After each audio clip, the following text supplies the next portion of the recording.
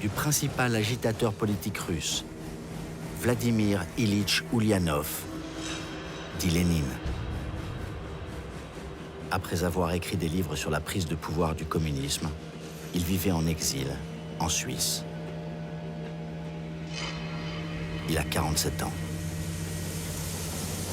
Si les Allemands ont financé son voyage et son parti, c'est parce que ceux qui ont chassé le tsar en février 1917 continuent à se battre. Si Ludendorff a voulu cette alliance contre nature, ce n'est pas parce que Lénine veut la fin de la propriété privée, mais parce qu'il proclame qu'il retirera la Russie de la guerre. Ludendorff dit « Lénine va renverser les patriotes russes et ensuite je l'étranglerai, lui et ses amis. »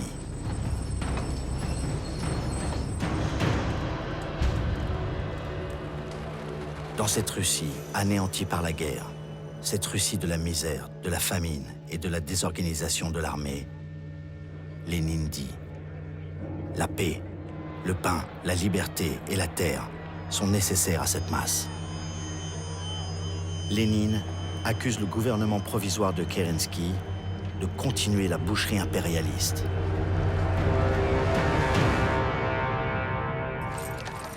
Le 7 novembre 1917, dans le calendrier russe, le 25 octobre, Lénine réussit ce qui sera appelé la Révolution d'octobre, un coup d'État, une brutale et rapide arrestation des membres du gouvernement provisoire et l'établissement d'une dictature implacable et sanglante.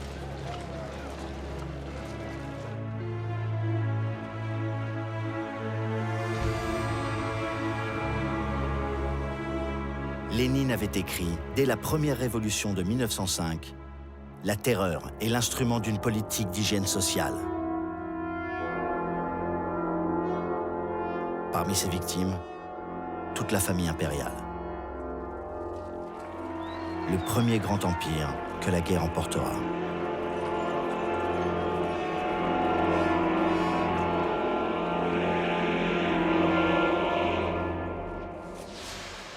15 décembre 1917.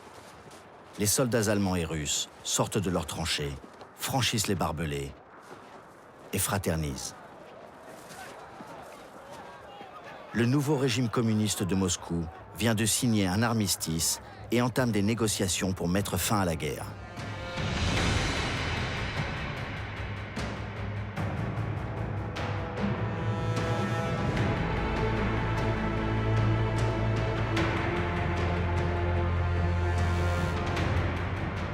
Lénine dit « Nous devons arriver à un compromis avec les bandits impérialistes. »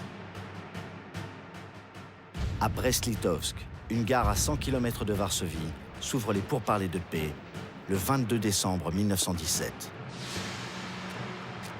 Les Allemands accueillent goguenards, les communistes qui ne se font pas d'illusions sur les concessions territoriales qu'ils vont être obligés de faire. Pour Lénine, il faut perdre de l'espace pour gagner du temps, pour permettre à la révolution de s'installer, alors que gronde déjà la guerre civile, avec les armées russes restées fidèles au tsarisme. Gagner du temps. Les communistes espèrent que la révolution va se répandre dans le monde.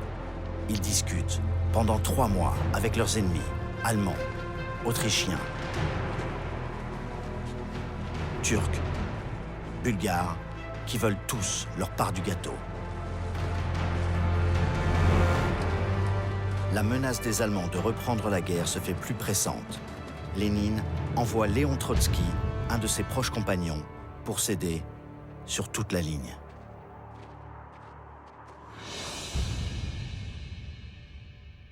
Le traité de paix est signé le 3 mars 1918.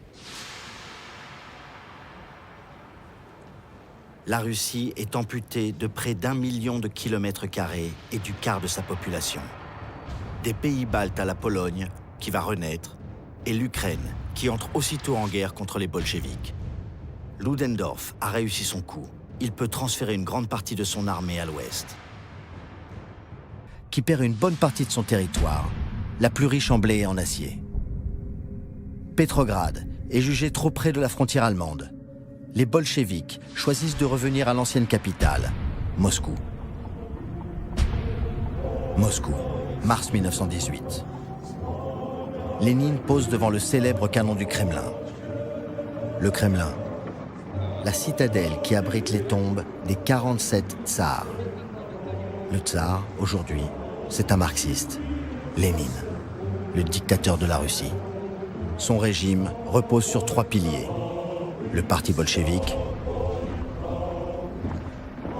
la police politique et les gardes rouges, qui vont devenir l'armée rouge. Il établit sa dictature, qu'il appelle « dictature du prolétariat ». Il promet une société sans classe. Il suspend toutes les libertés, interdit les partis politiques, supprime la liberté de la presse et le droit de grève. Lénine désigne tous ses opposants de droite comme de gauche comme ennemis du peuple ou contre-révolutionnaires. Pour les neutraliser, il crée une nouvelle police politique, la Tchéka, initiale russe de Commission de répression de la contre-révolution.